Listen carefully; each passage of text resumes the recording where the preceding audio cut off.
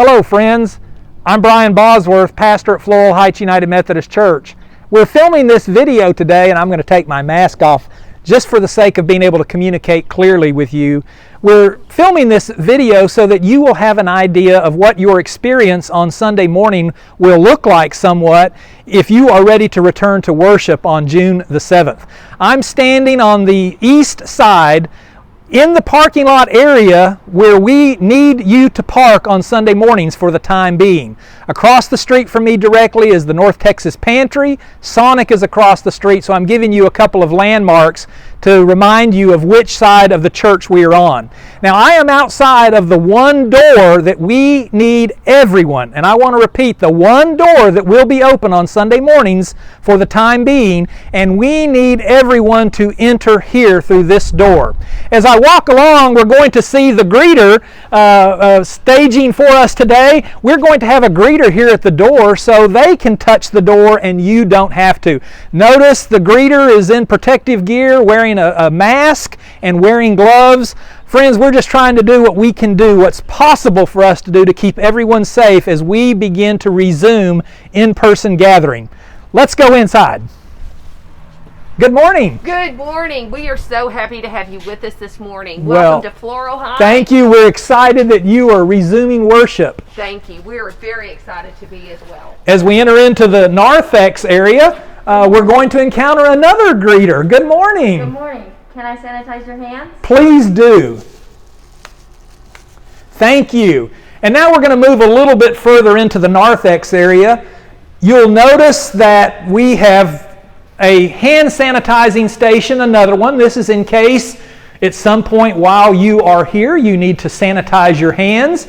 We're asking you to use the restrooms if you need them on this end of the building, and there will only be one other set of restrooms that will be available for the time being. We've had to close part of the campus to restrict the access during this first phase of reopening anyway, but these restrooms on this end will be open for your use. We do have, the chapel is closed for the time being. It's just a smaller space and doesn't allow for social distancing of any kind. So our 8:30 service this morning is going to be in the sanctuary and not the chapel. So again, in the sanctuary for 8:30 service, and then again at 10:50 we'll have another worship experience. Now I want to remind you, hopefully you have already received or will soon receive our reopening plans, the protocols. We're asking you to come through that one door, and we're asking you to, as much as you can, to adhere to a one-way foot traffic plan. One way of walking through the building. You won't be leaving through these doors. Your cars, your vehicles are parked outside, but we're going to take you around and show you the exit doors we're asking everyone to leave on Sunday mornings through. And again, we're just talking for the time being. So let's step a little bit further inside and take a look at the sanctuary. I know you're going to want to see what the sanctuary will look like on Sunday mornings for the next few weeks.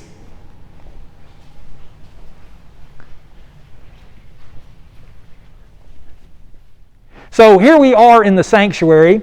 You'll notice I've put my mask back on. We're really encouraging one another to wear masks. Our 8:30 service we have designated for those of us that feel most vulnerable or the higher risk of our population. We want you to feel safe being able to even consider returning back to church, to in-person worship. So as we're here in the sanctuary, you'll see part of our protocols have included social distancing in our seating. And so we have these orange sticks on pews that will be closed during the worship experience on Sunday mornings. Between the two worship experiences on Sunday mornings, our housekeeping team will be sanitizing the spaces that others sat in during the previous worship experience. And then the pews that were closed will actually be the pews that will be opened during the 10:50 service. So again, every other pew, we really need you to adhere to those directions and self-police. But also as I look around in the sanctuary, one of the other things I quickly notice is our beloved hymnals and Bibles are not in the pew racks. None of the paper, anything that we would have enjoyed touching prior to the pandemic, those things have been removed. And during this reopening, the soft phases of reopening, we are I'm sad to say, discouraging congregational singing. Now, we're going to have some great music. You know our music department, and you know the volunteers that we're going to have bringing music each week are going to offer a high-quality music for our worship experience. But we don't want to have to re-sanitize a hymnal after every service or other things that worshipers may have touched. So we have literally removed everything from the pew racks as we continue to progress through this pandemic. Now, they will be back. That's not a permanent change. I do want to let you know that. Let's go up a little bit and look and see what social distancing might look like. So here we are in the worship setting. It's good to see you all. I've taken my mask off just to be able to communicate clearly. I really appreciate you all social distancing. You'll notice that there are 6 feet approximately between one another, and we're just glad that you have done that and that you are helping keep all of us safe. It's important. We're all in this together. Over here, you'll see that we have our camera. We will continue to be live streaming our worship services on Sunday morning. So if you're not ready to come back this Sunday or in the next week or two, just know that you will be able to continue receiving and being a part of worship virtually at 10:50 a.m. on our Facebook live streaming. This Sunday, the 7th of June, we are celebrating Holy Communion, and for many this will be the first time in a number of months. We're practicing extra special precautions to keep one another safe. You'll notice that the communion servers are wearing masks as well as gloves.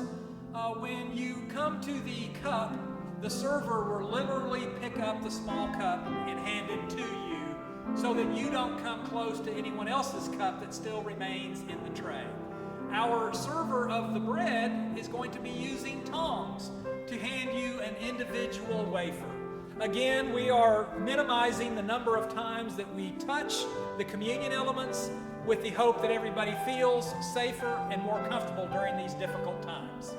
You'll also notice as we look back that those waiting to be served are practicing good social distancing. They're not bunched up. We are not in any kind of a race to get to a finish line. We are celebrating the Lord's Supper, and we are grateful to be able to do that. The body of Christ broken for you. The blood of Christ shed for you.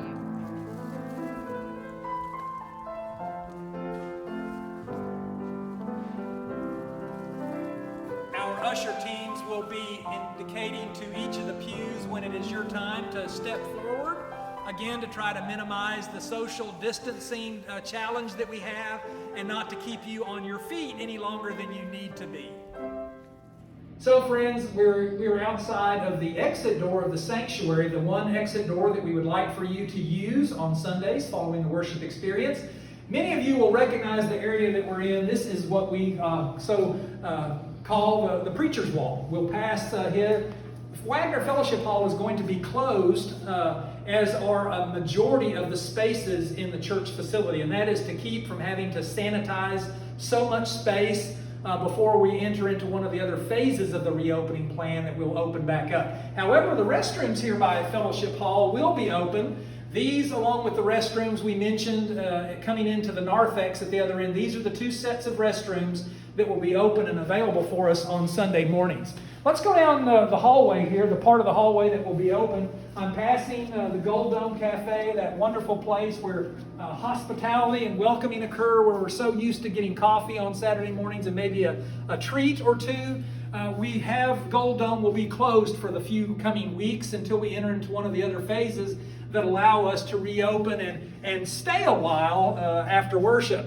Part of our reopening plan is just this acknowledgement that we don't need to linger. It's part of keeping one another safe. It rubs us a little raw in some ways because we do want to be around one another. We've been separated, but again, remember, we're trying to minimize the risk to one another. And so we're going to see one of our greeters again. They're going to offer us hand sanitizer. After all, we've not had any maybe in a few minutes, and it's an opportunity to get a little fresh. And so thank you. You are very welcome, and thank you for worshiping with us today at Thank Floral you. Heights. And this is the exit? Yes, it Way out? is. All right. Yes, Oh, right out this I door. see where we parked. Yes, and Let's there will step be outside. there'll be someone to offer you a bottle of water. Thank you. Thank you so much. So we're coming out the doors, the glass doors that lead to the porta cachet, and this is where we'll have some cold bottles of water for you if you'd like to stop by and grab a cold bottle of water. We'll be outside where we're minimizing again the amount of exposure, breathing close to one another. So let's go outside. Oh, hello. Hello.